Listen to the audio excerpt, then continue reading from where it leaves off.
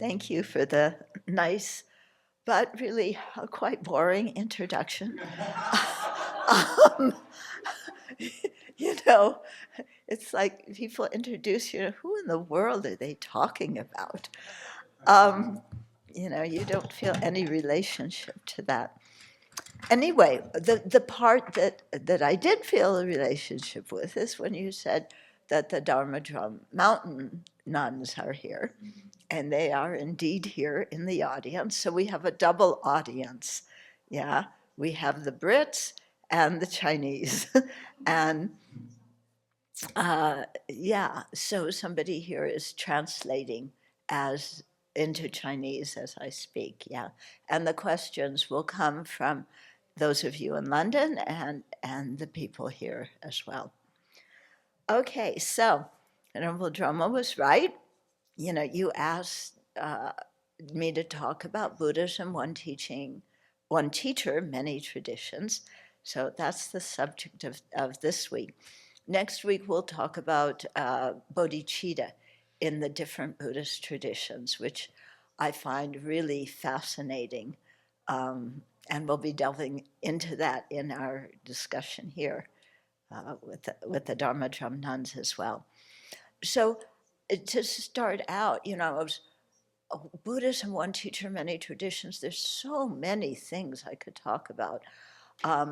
Part of me wanted to just delve into emptiness and talk about how emptiness was discussed in the two traditions. And then I thought, that's a little bit too much for a first talk. So I settled on the first chapter of the book. Okay. This book is not officially part of the series of the Library of Wisdom and Compassions. This was a book that was done before that, the library, but it set the stage for what came afterwards because I had been working on the manuscript, uh, you know, kind of like His Holiness's Lamrim teachings. I'd been working on that for some years, and then His Holiness said that he didn't want this to be just a typical Lamrim or, Stages of the Path book. He wanted to talk about, the Pali tradition, the Chinese tradition, and so on, and really make the book much more expanded. So he sent me off to learn about these traditions. I had already had some contact with both of them when I lived in Singapore. But it really was a wonderful opportunity for me to learn about other traditions. And although I must say I am a Lama Tsongkhapa groupie, this is the founder of the specific tradition we follow here, who was an incredible, not only scholar, but practitioner, and completely, brought Tibetan Buddhism into focus, Of course, that's my humble opinion, but, he's quite amazing. But so, practice tradition is from Je Tsongkhapa. My ordination tradition is from the Chinese, of the Vinaya followed in Chinese countries, Chinese and Vietnamese, which is the Dharma-Guptaka Vinaya. So it's a different Vinaya than the Mula Sravastivada that is followed in the Tibetan system. And so that was one way in which I got to learn about Chinese Buddhism, also because I went to Taiwan for the full ordination. So what I thought to do in this talk here is read from the first chapter in Buddhism, One Teacher, Many Traditions, and then stop and, periodically share some thoughts on it.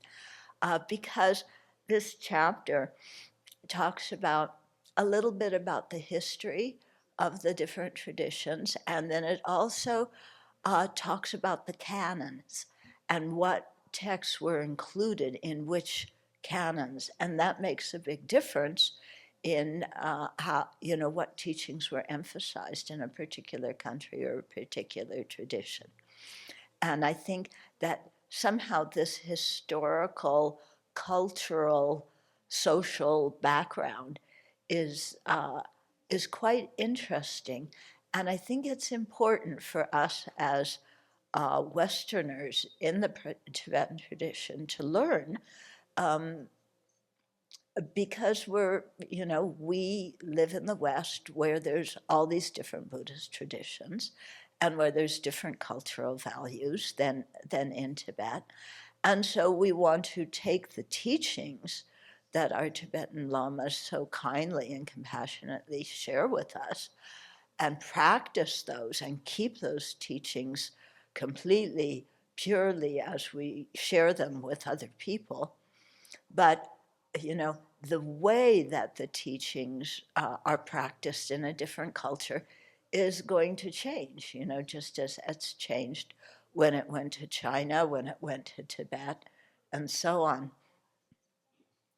So a little bit about that process, I think, is quite good, because our Tibetan teachers, they will share with us a little bit of the history of Buddhism in Tibet.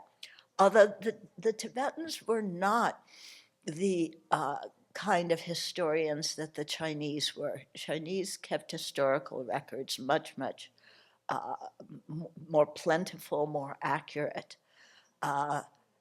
In the Tibetan world, they had a 60-year cycle where you combined, 12 animals and 5 elements, so you got 60 different years. But they often didn't tell you, they would say, oh, in the rabbit wood year, but they wouldn't tell you which of the 60-year cycle it's in. So sometimes you're not sure, was it here in history? Was it, 2 generations ahead? Yeah. Okay. So, as we all know, Buddhism started with Gautama Buddha, and the teachings, he wanted shared all over the world because they lead to release from samsara. They lead to the cessation of dukkha, which is often translated as suffering, but suffering is a very bad English translation. It basically means unsatisfactory conditions. Yeah. So we aren't suffering every moment of the day, but certainly our life is not totally satisfactory every moment of the day, is it? Okay. So the Buddha turned the Dharma wheel, setting forth practices of 3 vehicles.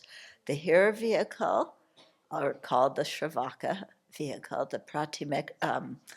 the solitary realizer vehicle, the Pratyeka Buddha yana, and then the Bodhisattva vehicle, or what we often call the Mahayana. So the Buddha taught those 3 vehicles. Yeah, according to the Sanskrit tradition, which includes Buddhism in China, in Tibet, in Japan, and parts of Vietnam.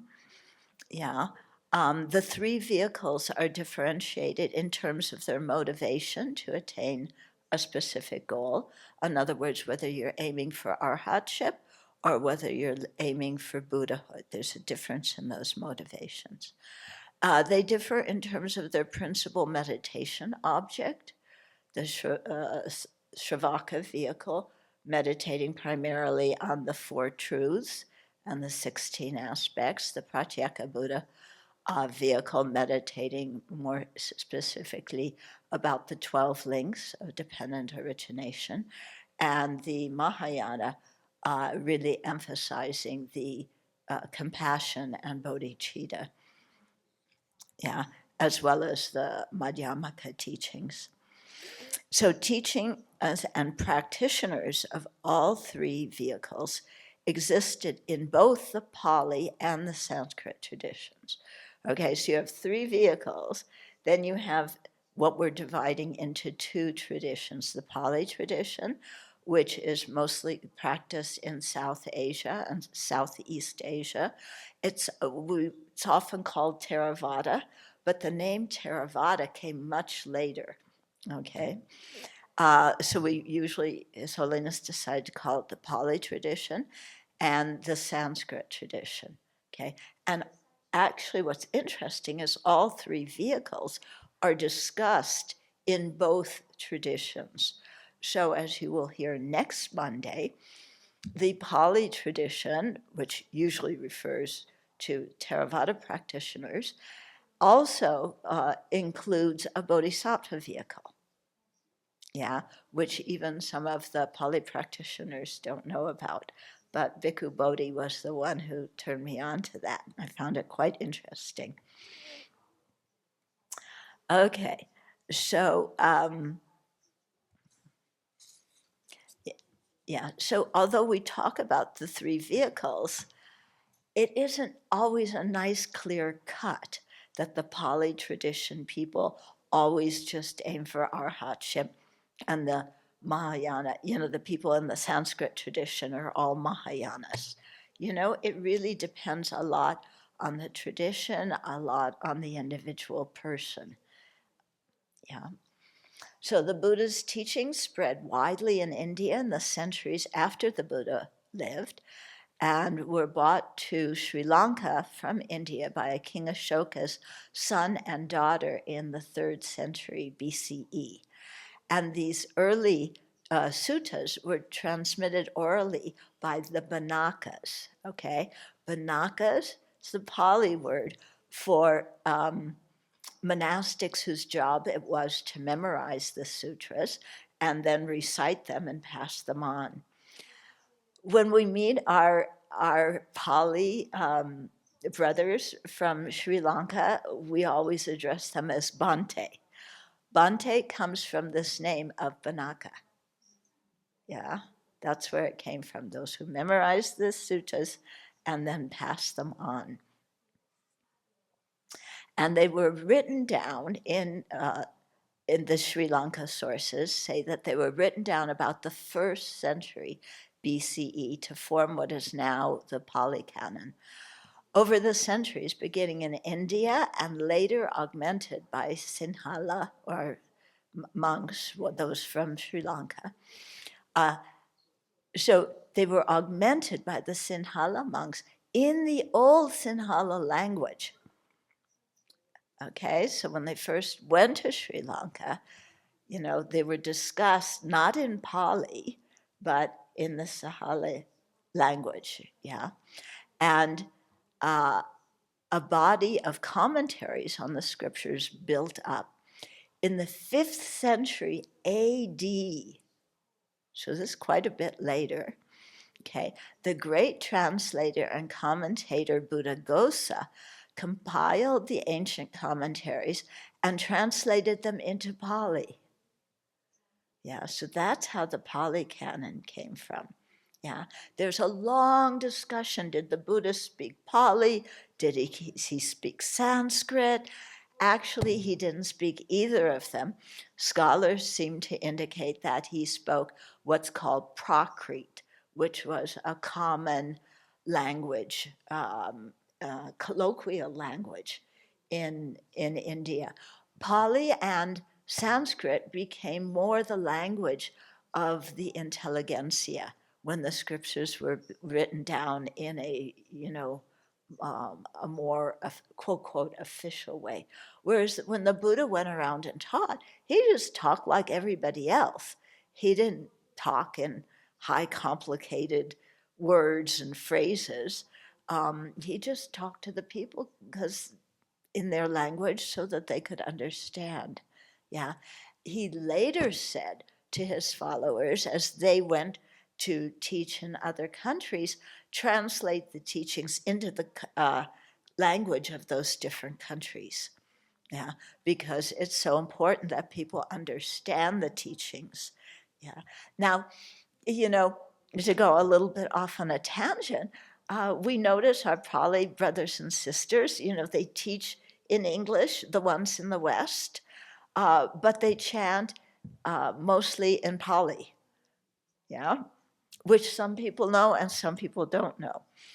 When Buddhism went to Tibet, it got translated into Tibetan, and when it went to China, it got translated into Chinese so that the people in those countries could learn it in their own language. However, okay, in Tibet, the language that the scriptures are in nowadays is not the common language. It's a classical Tibetan, and it's totally different than colloquial Tibetan. So in order to understand it, you kind of have to enlarge your perspective of what Tibetan language is to read the scriptures. Although they're, when the teachers teach, they'll read part of a scripture, but then describe it in the colloquial language. In China, a similar thing happened. The scriptures became what is now we call classical Chinese, so that, many people, when they sit down to read Chinese scriptures, it's like, it's similar to common Tibetans trying to read the Tibetan scriptures. It's like, it would be like us reading Shakespeare. Yeah. Okay, so I know you guys from Britain, maybe you have more. No, you don't? I was going to say that maybe you have more fluency in Shakespearean English than us Americans who, kind of rebelled against everything and are still rebelling against everything. Okay. So Buddhaghosa, 5th century AD, yeah, and he also wrote his famous masterwork, the Visuddhimagga, or what is it, purification, path of purification, which is, read all, especially in the West because it's been translated into English, but is really followed in many of the Theravada countries. And then another South Indian monk, Dhammapala, lived a century after Buddhaghosa, and he also wrote many commentaries in Pali. And so the Pali is now the scriptural language that unites all the Theravada Buddhists.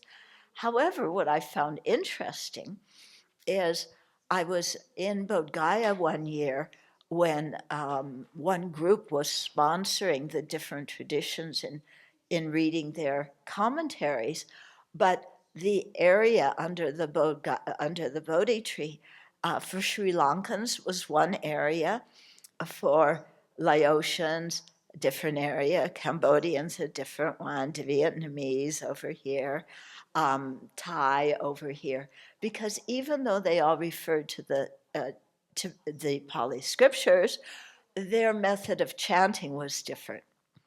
Yeah, which I found interesting. This is what happens when things spread to different countries. Also, there is some difference in some of the scriptures that are included in, let's say, the Thai canon and the Burmese canon. Okay, so beginning in the 1st century BCE, so around the time that the Pali scriptures were, starting to be written down in the Sinhala language, the Sanskrit tradition came into view and it spread in India.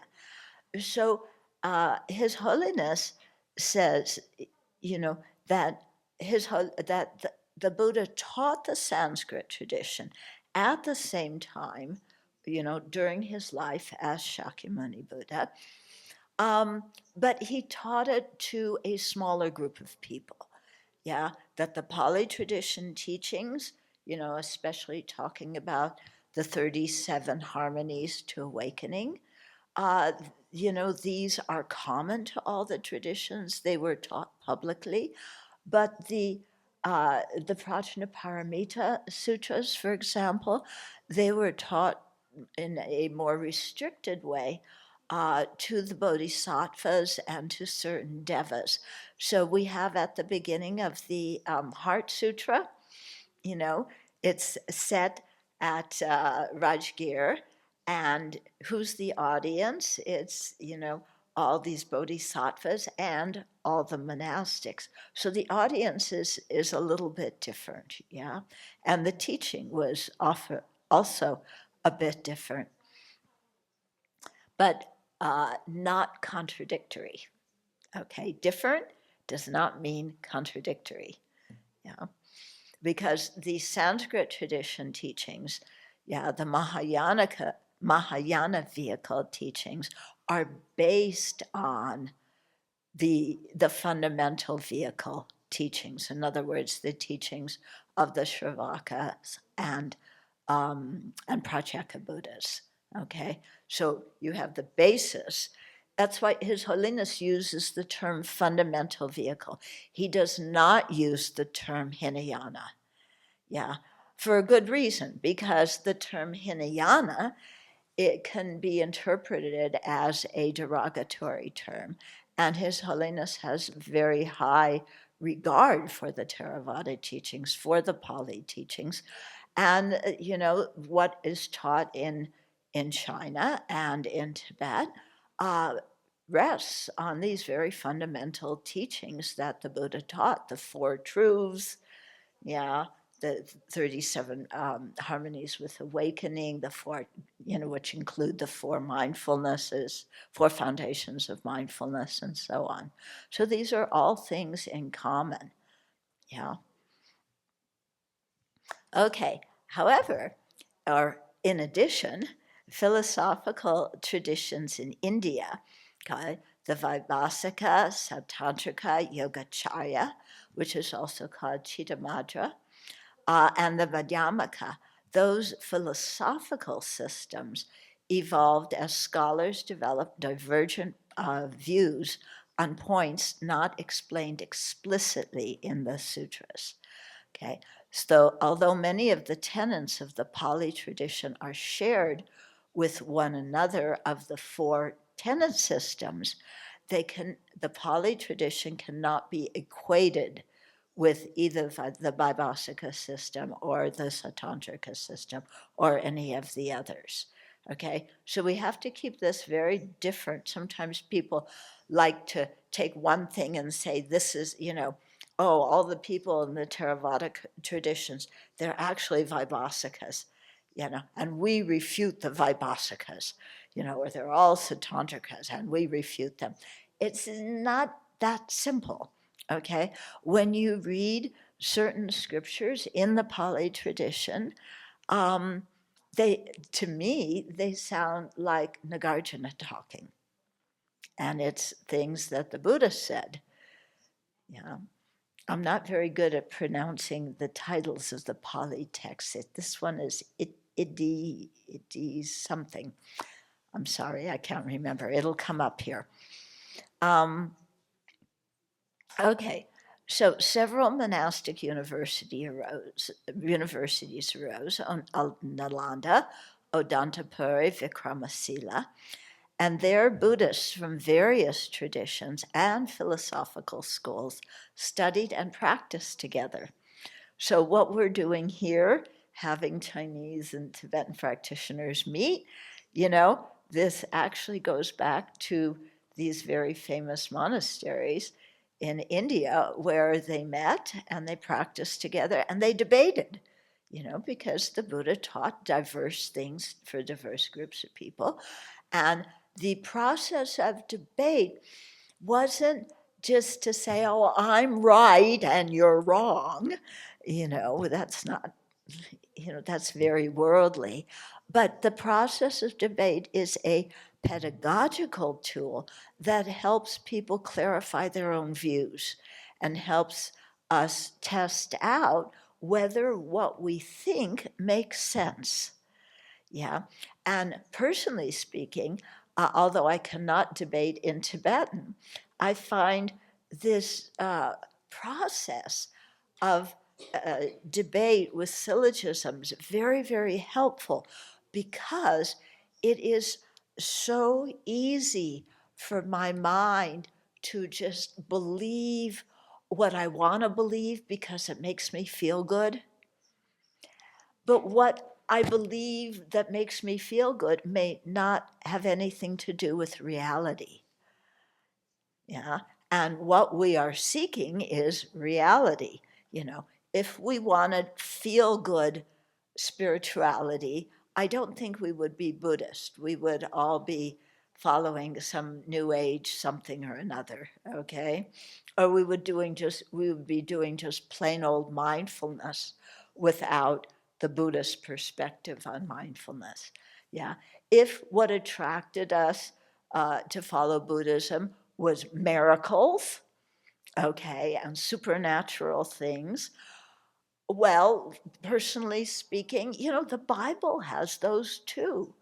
Yeah. I mean, in the Bible, the Red Sea parted and the Israelites walked through. I mean, can you come up with a better miracle than that? And a burning bush. Yeah, and God spoke in the burning bush. Yeah, we have forest fires here. God's not speaking to us. Yeah. Um, okay. So, why are we becoming Buddhists? We want to discover the truth, and not just discover the truth conceptually. We want to be able to realize it directly, because realizing it directly is what will counteract our ignorance. And our ignorance is the first link in the 12 links of dependent origination. It's the fundamental root of our samsara and our rebirth in samsara. Okay? So that's, one of the reasons why debate was, it's an old Indian tradition. It didn't start in Tibet, it started in India. And there's many stories of, what happened when the Buddhists debated with the non-Buddhists at Nalanda and at these monasteries. Quite interesting stories.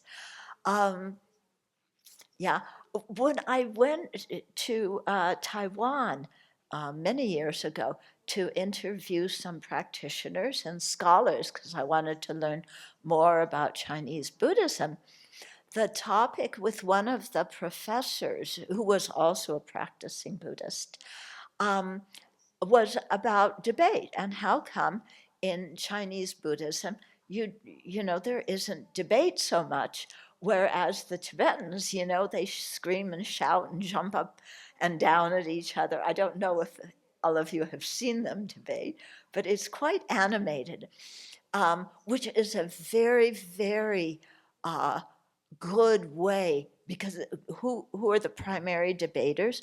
The young students. So at the monasteries, you have all these young men, especially adolescent men, who are brimming with energy. They can't play football, so they debate. And they yell and scream and push each other and scream at each other, and but it's a very good way to use energy that they already have in a practical way. In recent years, the Tibetan nuns have started to debate, and you have to really encourage them to talk and scream. That isn't what they naturally do, but some of them are becoming very good debaters now. It's very, very impressive to see. Okay. Oh, but coming back to this professor in Taiwan, when I asked, how come debate didn't catch on as a pedagogical tool in China, he said, well, because the culture was such that, in Confucian culture, you should be a gentleman. Yeah. And gentlemen don't scream and jump up and down and push each other. Gentlemen are trying to find common points together, not points that they can debate on. And I thought, oh, that's really interesting. This is such a good example of how the culture influenced how the Dharma developed in a particular country, according to what was seen as being polite and socially acceptable in that country. Yeah. Okay. So philosophical debate was a widespread ancient Indian custom. The losers were expected to convert to the winners' school. Yeah. So Buddhist sages developed logical arguments and reasonings to prove the validity of the Buddhist doctrine and to deflect the philosophical attacks of non-Buddhists.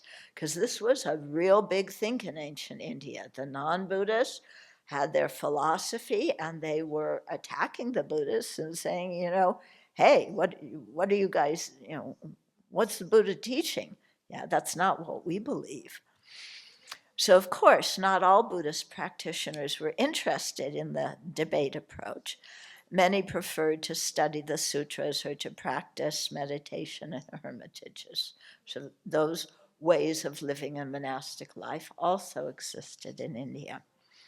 So nowadays, 3 canons exist. We have the Pali Canon, the Chinese Canon, and the Tibetan Canon. Yeah, and the Tibetan Canon, I think, has been translated into Mongolian, if I'm not wrong. Okay, or at least parts of it are in Mongolian. But each of these 3 canons is divided into 3 baskets. So they exist in different parts of the world, but they each have the 3 pitakas.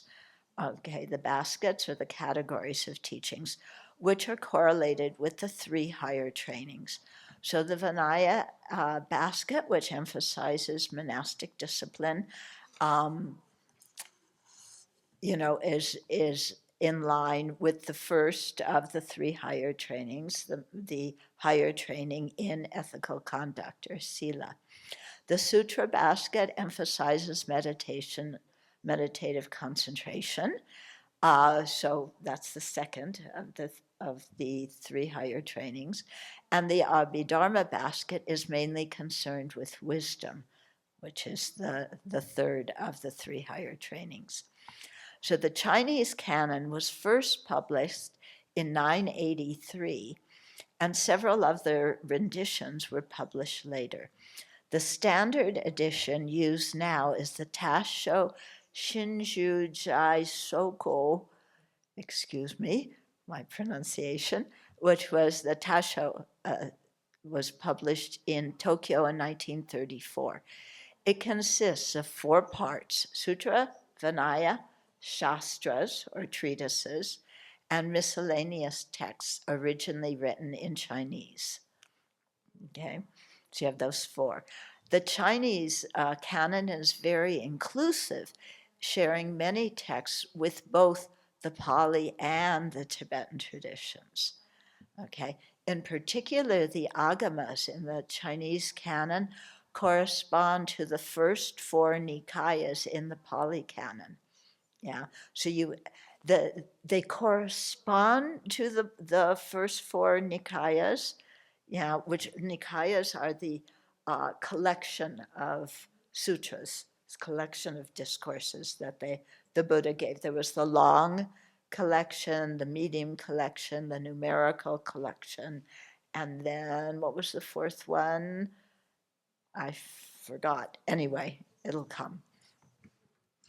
So the agamas are, they follow the outline pretty much of the Pali Nikayas, but there's some passages that are different.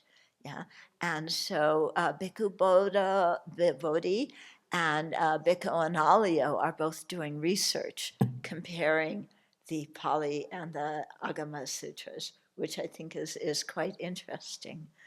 Yeah. And it seems also from talking to different people in Taiwan that the let's say the four foundations or four establishments of mindfulness are being widely practiced, not widely, but practiced by many monasteries and temples in Taiwan. Yeah. And the teachings for that are in the Tibetan canon, and they're taught, especially when you're going through the ornament of clear realizations, the Abhidharma, no, the Avisamaya Alankara. They're taught there, but they're not I don't think they're the popular thing that most of the Tibetans, or even a lot of the Tibetans, are practicing. Here at the Abbey, we do those practices, the four establishments of mindfulness. I think they're incredibly helpful for people, yeah, and they're in the tradition. Okay, the Tibetan canon was redacted and codified by Bhutan Rinpoche in the 14th century. Okay, so 4 centuries after the Chinese canon was written. The first rendition of the Tibetan canon was published in 1411 in Beijing. Later editions were published in Tibet, in Nartang, in 1731 to 1742, and later in Derge and Chone. The Tibetan canon is composed of the Kangyur, which are the Buddha's words, the sutras, okay, and the Tengyur, which are the great Indian commentaries. So when you go in our meditation hall, you'll see texts on one side of the Buddha and on the other side. The texts, as you look at the altar, on the left are the Kangyur, the Buddha's words. On the right are the Tengyur, the Indian commentaries. And Tibetan Buddhism developed a lot in terms of relying on the Indian commentaries. And then the Tibetans, of course, wrote commentaries on that. Many of the Indian commentaries went to China, but it seems to me that more of them went to Tibet because Buddhism went to Tibet later than it went to China. Yeah, it went very early to China, when the sutras were emphasized. And then you got some of the Indian commentaries. Not so much the tantras, a little bit of tantra went into, China, but because Buddhism went into Tibet considerably later, starting in the 6th century, Indian Buddhism was different at that time, yeah? And so you had many more of these commentaries written by the Indian Pandits, so in addition to the sutras, those went into Tibet and were practiced. And then also, Tantra was quite popular in India at that time. So more tantras went into Tibet. So here we say that just, looking at history, we can see how different traditions develop differently, according to when Buddhism went into different places. Buddhism is coming into the West now, and sometimes I meet people, usually it's the lay teachers. I don't hear Western monastics saying this, but the Western lay teachers, you hear some of people talking about an American Buddhism, okay? So we have Chinese Buddhism, Vietnamese Buddhism, Tibetan Buddhism. We're going to have American Buddhism.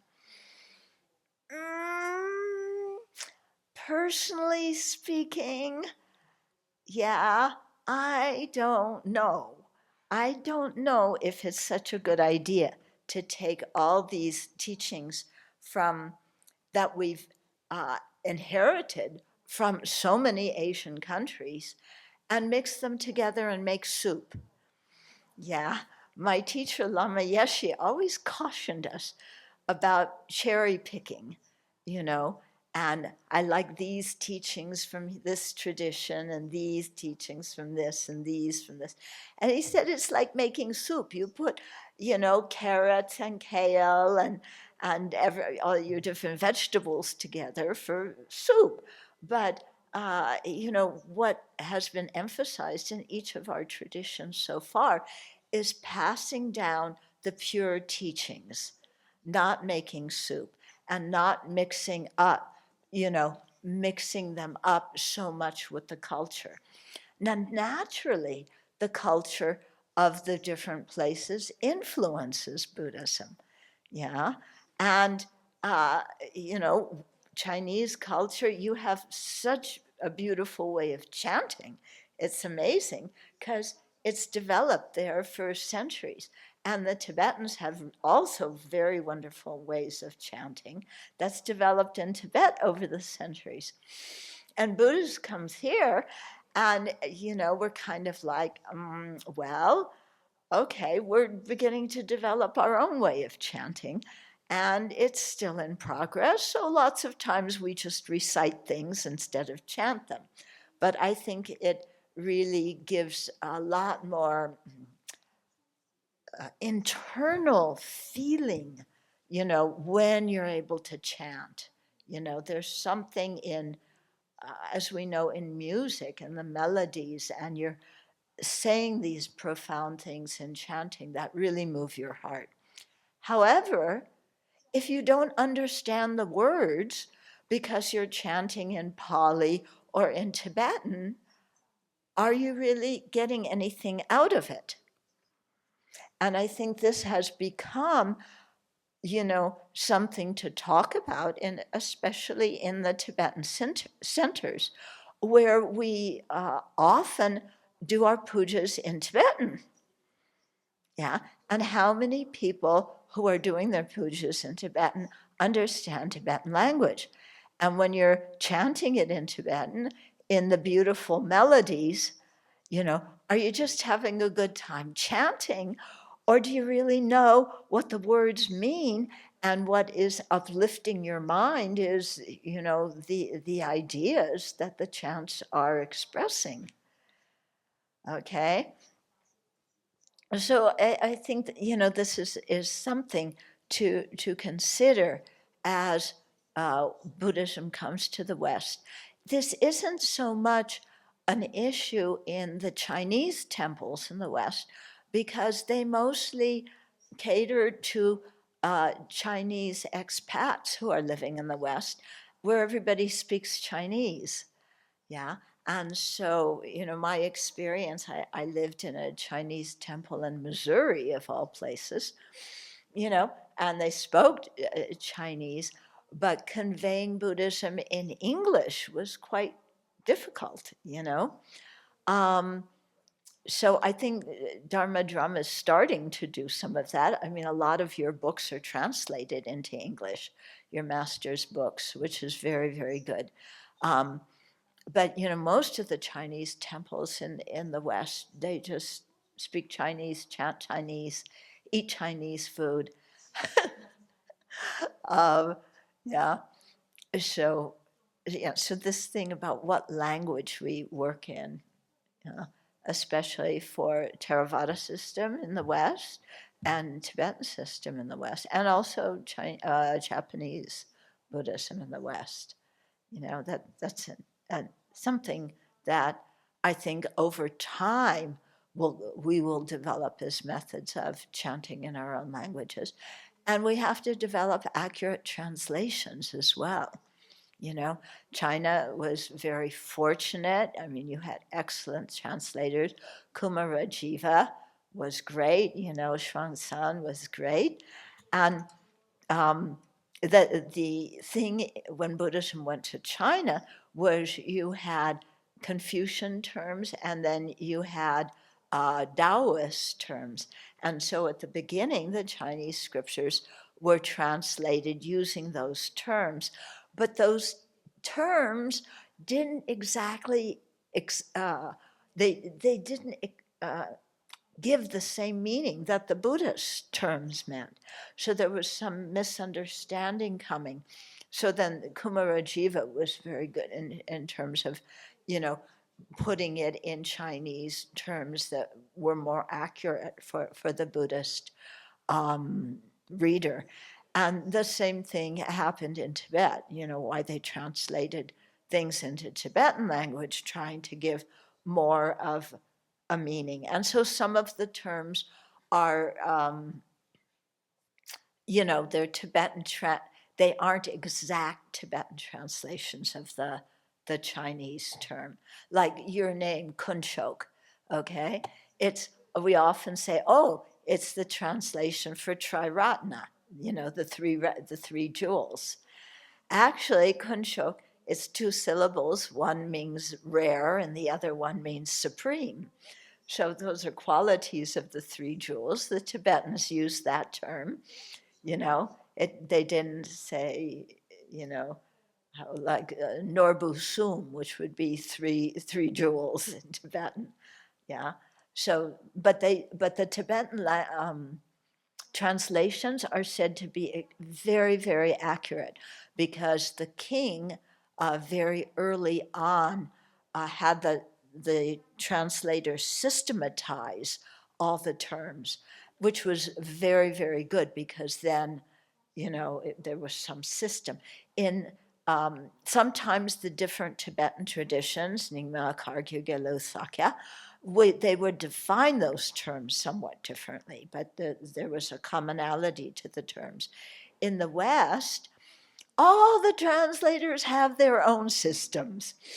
And so you learn Hopkinese, you learn Thermonese, you Versionese, yeah, and I asked His Holiness about it once, like would he like to standardize these?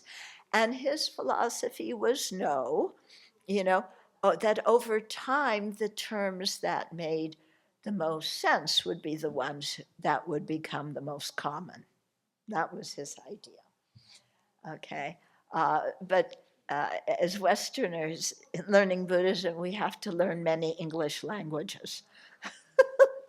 Yeah. And translating Tibetan scriptures into English is quite an endeavor. The way the Tibetan language is structured, and this I think is it's very good, and especially for expressing Buddhist meaning, is you have a whole bunch of participle phrases, having understood this, and then, but having understood that, then this, and having understood that, then this. So you have a whole series in one sentence of like the whole development of an idea. Yeah. So sometimes in the Tibetan scriptures, you have a sentence that is as long as an English paragraph if it were translated literally. So, the English translators are faced with the task of taking what's one paragraph and writing it in a lot of sentences, but still trying to keep that feeling of based on this happened, and then that happened, and showing the progression. So I don't know how Chinese is translated into English. Um, yeah, we can talk about that later. But it's quite interesting because the language also, how things are expressed in a particular language gives a certain feeling for one thing or another. For example, yeah, the word depa in Tibetan is often translated as faith. Okay, I forget what the Sanskrit word is. Anybody remember? Anyway, okay, I should remember these things, but I'm getting old, so that's my excuse. Anyway, it's often translated as faith. Actually, that's not a real good translation because at least in America, when people hear the word faith, Yeah, faith and blind faith come to your mind. Yeah, blind faith being, because of the Christian heritage or the Judaic Christian heritage, you know, faith is God said, and you believe. Why do you believe? Because God said. Okay. And if you don't believe, you're in big trouble. Okay. And you know where you're going to go after that. Okay. But when you say the word faith in English, that kind of feeling of blind faith, believing but without having lots of understanding or uh, logic behind it comes to mind. Whereas in Buddhism, what the word means, it's faith in the sense that you believe something, but it's also confidence. You have confidence in the truth of what you're hearing. Why? Because you've tested it, you've thought about it, you've applied logic and reasoning to it, you've done the meditation and you see it works. Okay? And then also, okay, it can be translated as trust. We trust the Buddha. Yeah. Why do we trust the Buddha? Because he was an enlightened being. Yeah. Who said he was enlightened? Is that just blind faith? Yeah, Buddha, when he was a baby, he stood up and he raised his hand and said, I am now the Buddha, this is my last life. Is that why we believe he's a Buddha? He's omniscient? Yeah, I hope not. For some people, that's why. But, why do we follow the Buddhist teachings? Why do we believe that he's omniscient? Because we've studied and the teachings make sense when we apply to them. And actually, if you keep reading this book and also volume 4 in the Library of Wisdom and Compassion, you discover that there's a logical proof for why the Buddha is, has attained supreme awakening, and Dharma detailed this logical proof for why Shakyamuni is a Buddha, and it's contained in his work, the Dharma,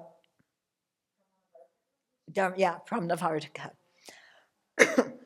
So, you study that and then you go, oh, okay, these are the Buddha's qualities, and you can see how somebody who had great compassion would want to realize the ultimate nature of reality. Yeah, why? Because when you have great compassion, you want to be of the greatest benefit to others. And if you want to benefit them, you have to penetrate the truth and know how things actually exist. Yeah. And then, once somebody has realized that, then they want to, they become a sugata. They've gone to bliss. They're out of samsara. And being out of samsara and having that great compassion, that's the foundation of bodhicitta, they want to teach. Yeah, so that's the Buddha is our teacher. That's why he's a valid, person to learn from. I just gave you a 2-minute rundown of what Dharma Kirti explained in great length in the Pramnavartaka. But when you study that, and you go, oh yeah, that makes sense. Somebody who has great compassion for all living beings is not just going to get themselves out of samsara. They're going to work for the benefit of everybody. And, that bodhicitta motivation is like, personally speaking, I can't think of anything better in the world. Yeah. Okay, maybe prajnaparamita rivals that, but bodhicitta is found in Prajnaparamita. So, the two of them come together. Okay. So the Kangyur, the Buddhist words that, on that side of the altar are 108 volumes, and the Tengyur, the Indian commentaries, are 225 volumes. Okay. And most of these were translated into Tibetan directly from Indian languages, chiefly Sanskrit, but there's a few that were translated from Chinese and Central Asian languages. And I think the same thing happened when Buddhism went to China.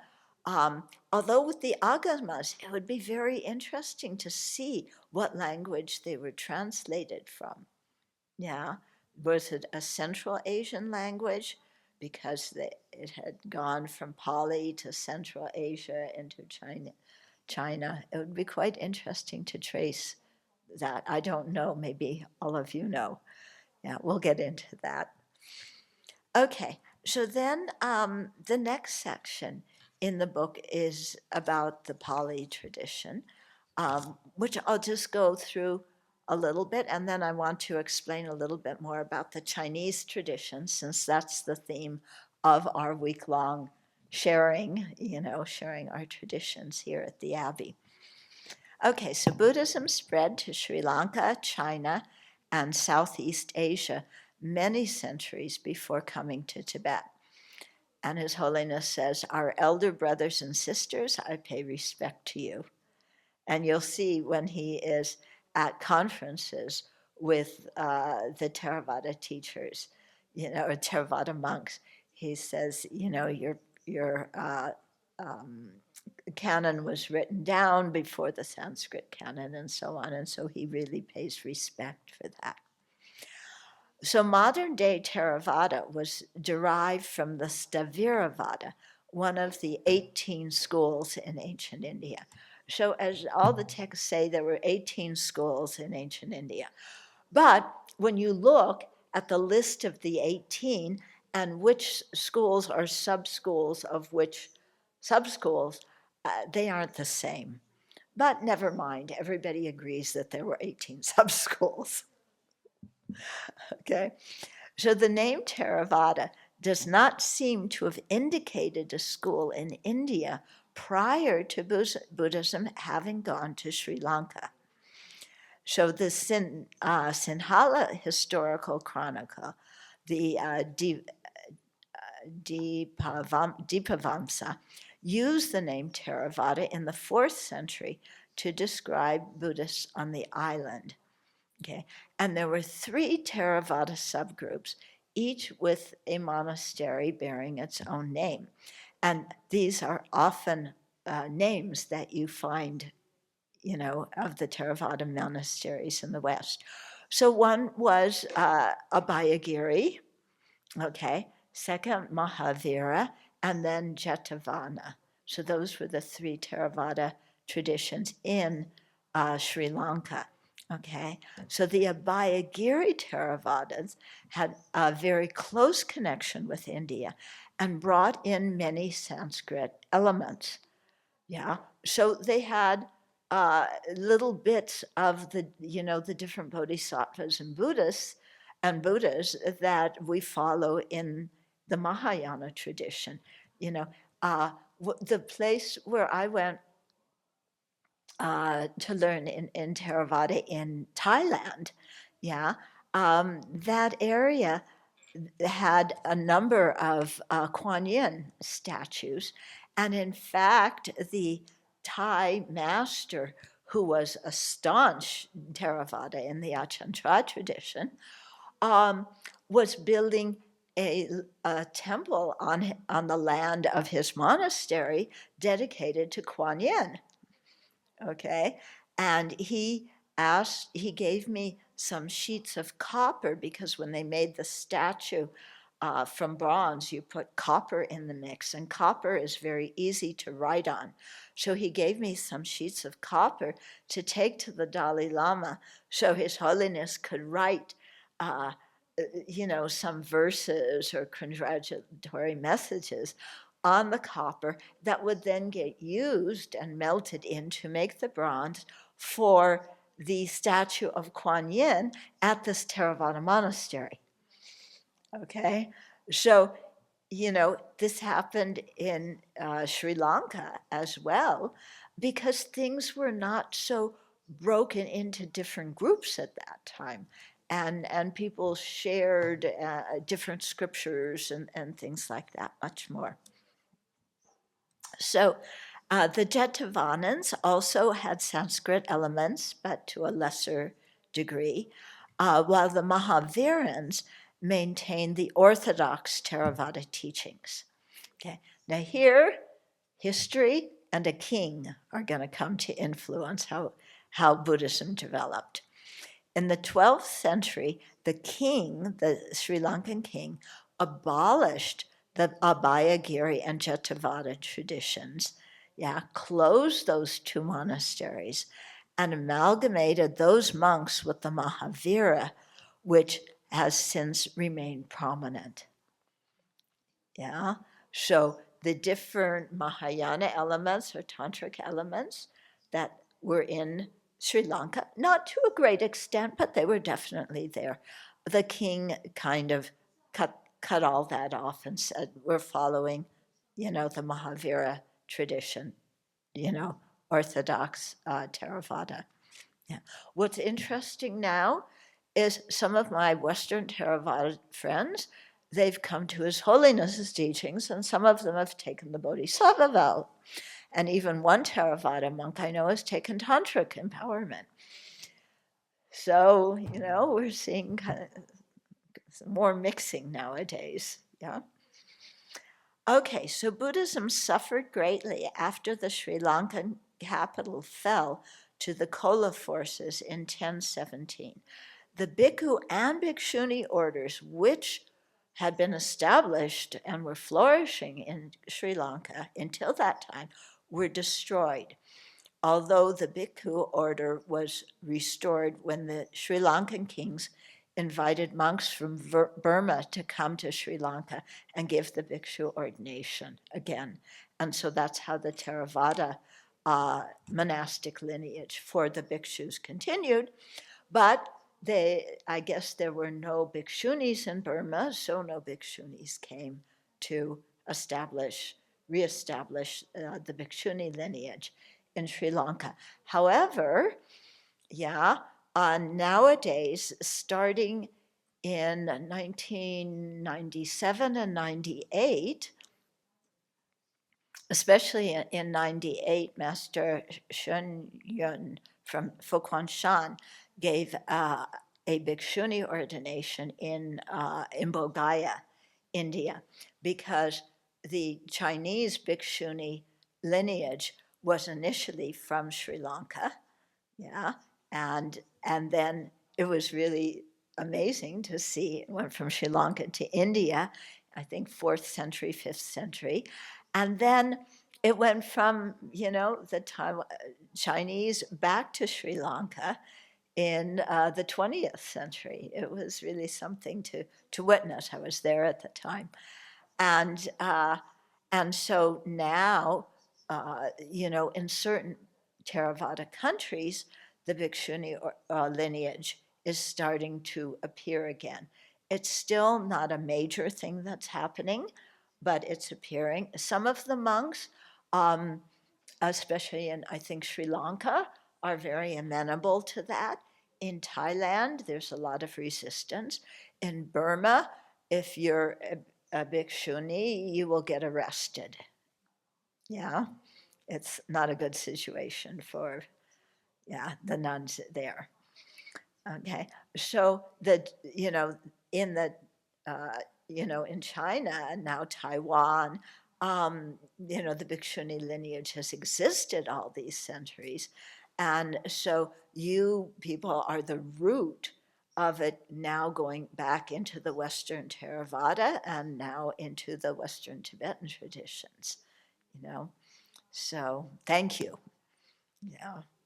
We are deeply you know, in have respect for, you know, the Chinese tradition and for your kindness in, you know, helping to bring it to this barbaric land of America. Yeah, that's real courage, I tell you.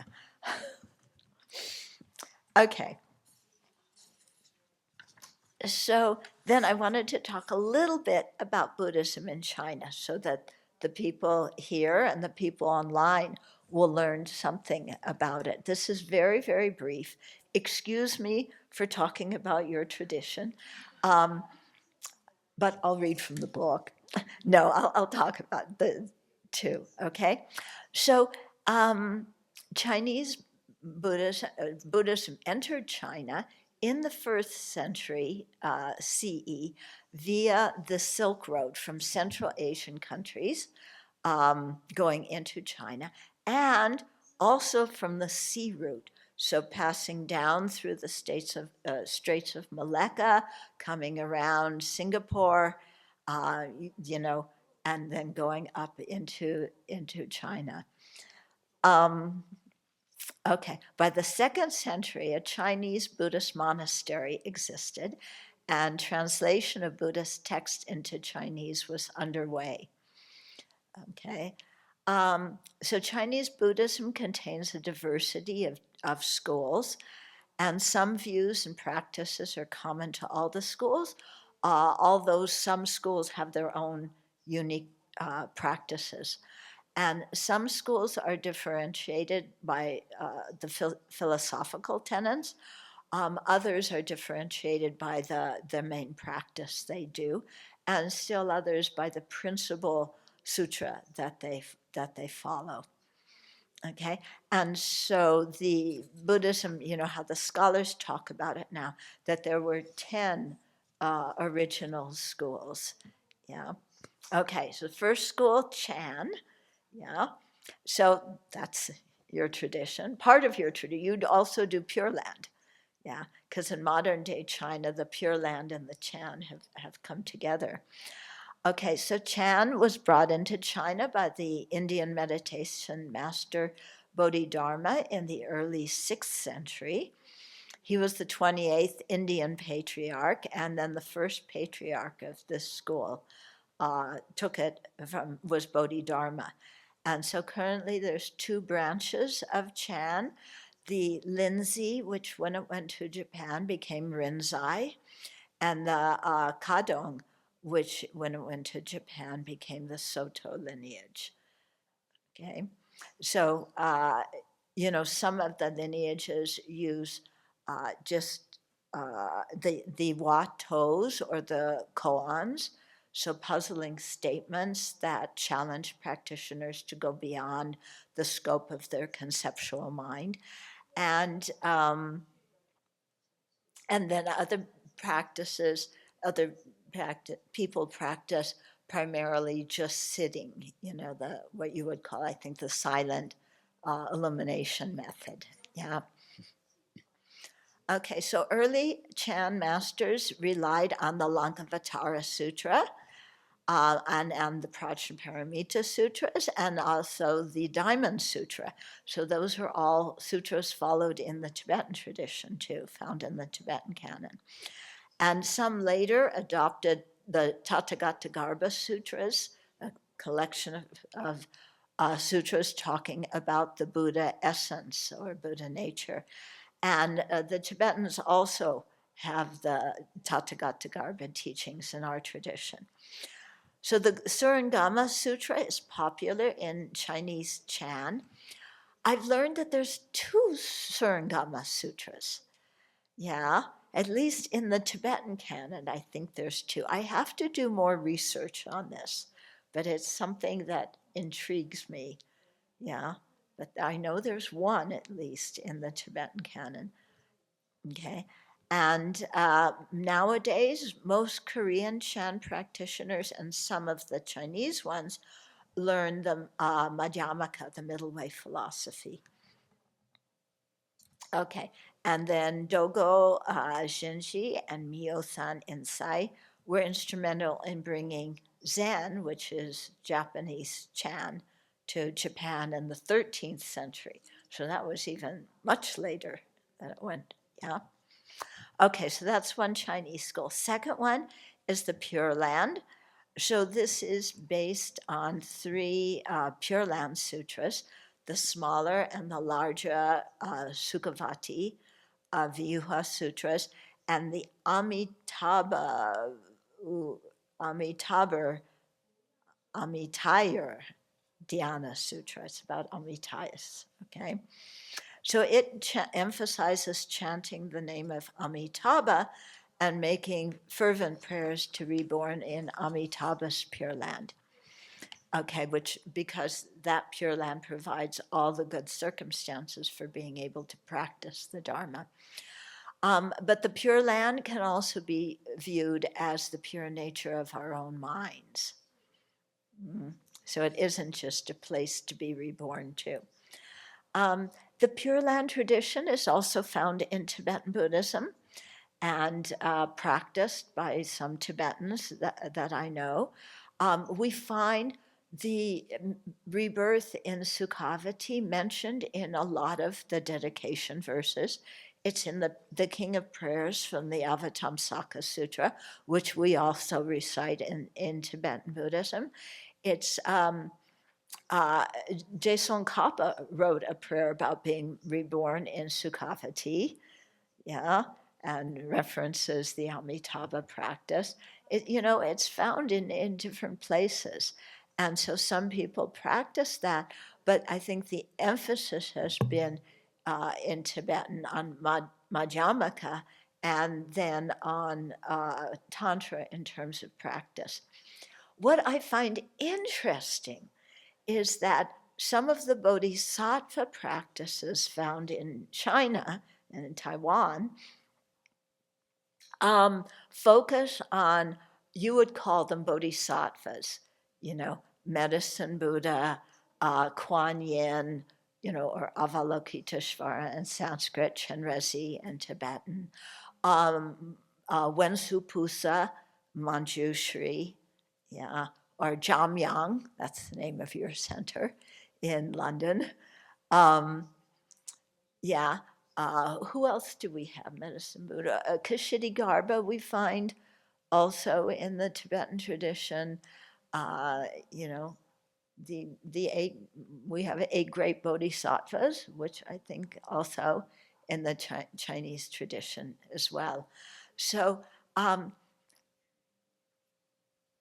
in the Chinese tradition, the practices around Kuan Yin, Avalokiteshvara, Medicine Buddha, Manjushri, are seen as sutras.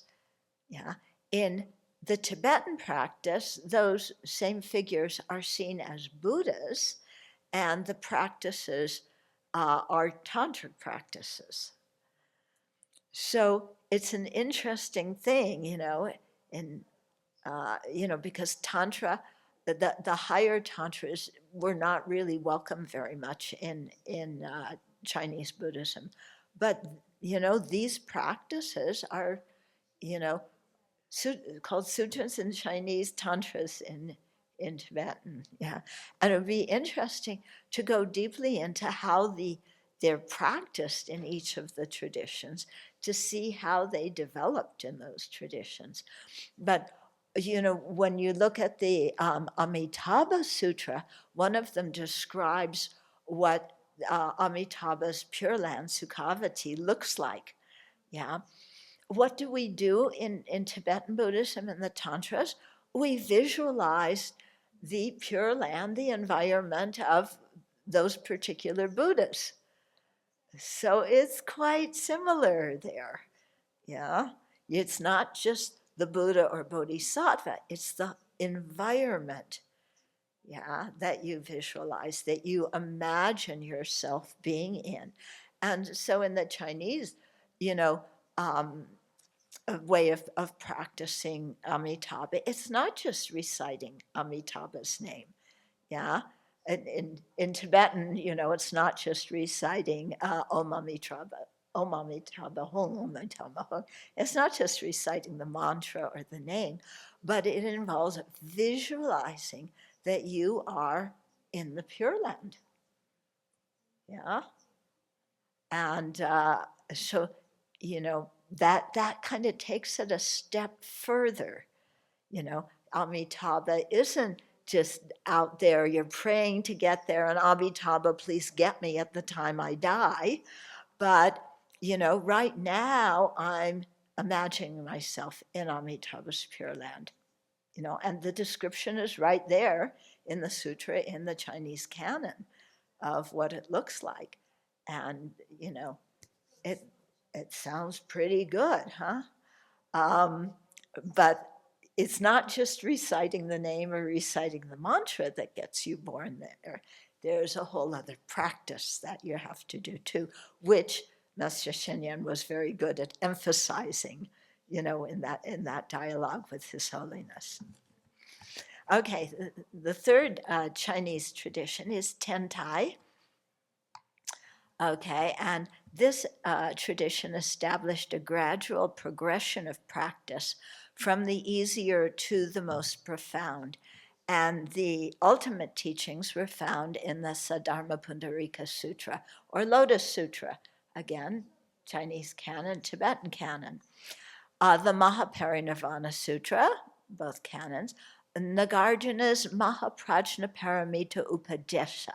So this is Nagarjuna's commentary on the great Prajnaparamita Sutras. That it's a huge text in the Chinese tradition, and it's now in the process of being translated into English. If you look straight back, I'm looking right back into our library now. There's these blue volumes on either side. That's the first few fascicles of Nagarjuna's commentary on the Prajnaparamita, translated into English. This text is referred to a lot in the Chinese Buddhism. Unfortunately, it's not in the Tibetan tradition. I don't know why not. Yeah. The Chinese say it was written by Nagarjuna. We have lots of Nagarjuna's writings in the Tibetan tradition, but we don't have this commentary. Yeah. So I think it's again, I'm very grateful. I know it's being translated. 2 different translations are coming out about this. And, so grateful because, the Prajnaparamita Sutras we all share. Yeah. Okay. Yeah. And then fourth is the Huayan, the fourth Chinese tradition. So this is based on the Avatamsaka Sutra, which was translated into Chinese around 420. Okay. Avatamsaka Sutra, this is the huge sutra that the King of Prayers is from one of the latter chapters. We recite that a lot in Tibetan Buddhism, the King of Prayers. And the Dasabhumika, the 10 Ground Sutra, that's cited a lot in the Paths and Grounds teachings in Tibetan Buddhism, also in the Ornament for Clear Realizations, the Abhisamaya Alankara, it's taught there. So, again, something prominent that's shared in our traditions. Okay, then there's the Sanlun teachings in China, and this was the Madhyamaka school that was founded by the great Indian translator Kumarajiva. Yeah, and there's another Sastra by Nagarjuna, and then also Aryadeva's. What we have in the Tibetan tradition is Aryadeva's 400 stanzas. In the Chinese tradition, there's 100 stanzas. So again, it'd be interesting to see historically, did it start out as 100 and then some people in India added 300 more? Or when it went to Central Asia, did a few things get left out when it went to, how did, But we really see the effect of, how history unfolded in terms of the scriptures that we received, and thus what we practice because of those scriptures. So, Sanlun relies principally on the Prajnaparamita Sutras, but also the Akasamati Nirdesa Sutra, which says that the Prajnaparamita are the definitive sutras. And this is something that the Tibetans hold very strong. The ultimate view of reality is according to the Madhyamaka. Yeah. So in China, some people follow that tradition. Other people follow the next school, which is the Yogacarya or Chittamatra. And there, the way of expressing the ultimate nature is different. And the way of expressing conventional things is different too. The Yogacarya talks about 8 consciousnesses. Prajnaparamita talks about 6. How does that work? Okay. But the Yogacarya Sutras, and the treatises, Indian treatises by Maitreya, Asanga, and Vasubandhu, those were all taken to China by Xuanzang, and who translated those texts and sutras teaching Yogacarya philosophy. And so that became very, very strong in Chinese Buddhism. Yeah. Again, when I talked to that professor, he explained that one of the reasons that Yogacarya and combined with the Tathagata view became so strong in Chinese Buddhism, whereas we have Yogacarya in Tibetan, but it's basically, the scriptures are all there, but people don't practice it specifically.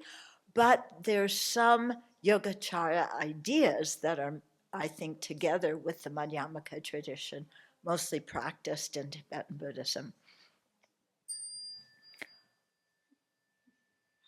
I'm getting dinged. Okay. So there's the Yogacarya. I'm just going to list the other ones in Chinese Buddhism. The Vajrayana, or Shingon in Japanese, which again is there, but it's not prominent. The Vinaya Sutra, which was integrated with all the other ones, just as Yogacarya and Madhyamaka philosophy integrated with some of the other practice traditions.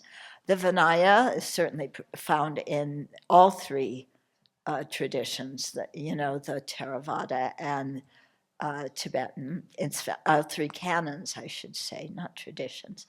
Then the 9th one in China was the Satyasiddhi, which was based on the Satyasiddhi Shastra, which is an Abhidharma style text. And that one is often, some say that emphasizes the Shravaka or hearer vehicle. Others say that, the Satyasiddhi bridges the Shravaka vehicle and the Mahayana. Okay. And then the 4th school was the Abhidharma school. So it was based on the Abhidharma Kosha, which was Vasubandhu's commentary on the Abhidharma, and that's found in Tibetan canon and Chinese canon, and it's learned in the Tibetan monasteries.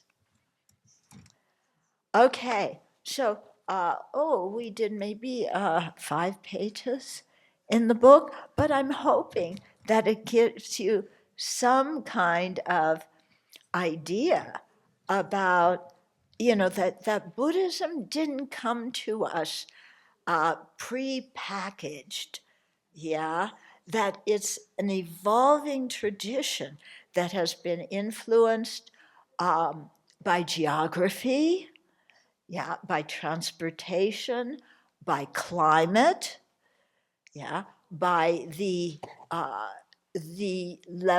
culture in the particular place, by the government in that place, there's so many factors. What we want to do is keep the pure teachings, and I think all that the great masters in all these lineages, that's what they strove to do, is to keep the pure teachings.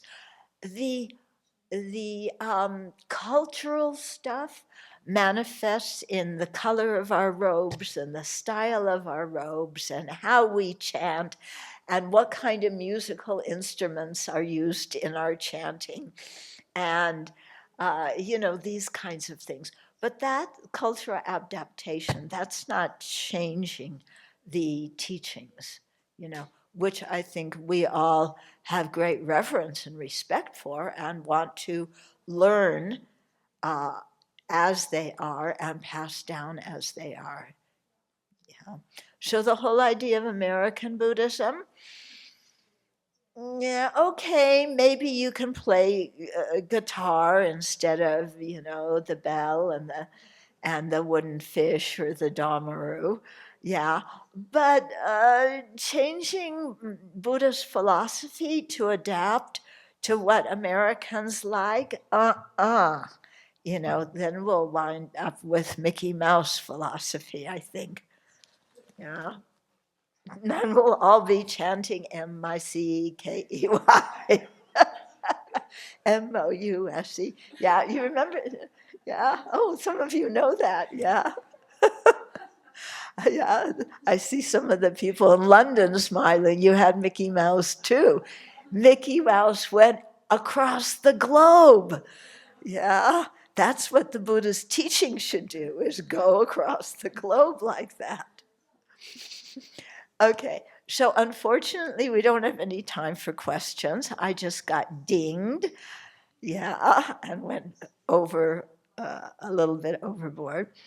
But if you have questions, people in London, please feel free to write them and send them in. And then since we're meeting next Monday, I can address some of your questions. Okay, but next Monday, we're getting into the how bodhicitta and compassion are expressed in the Pali tradition, Chinese tradition, Tibetan tradition. It's really fascinating.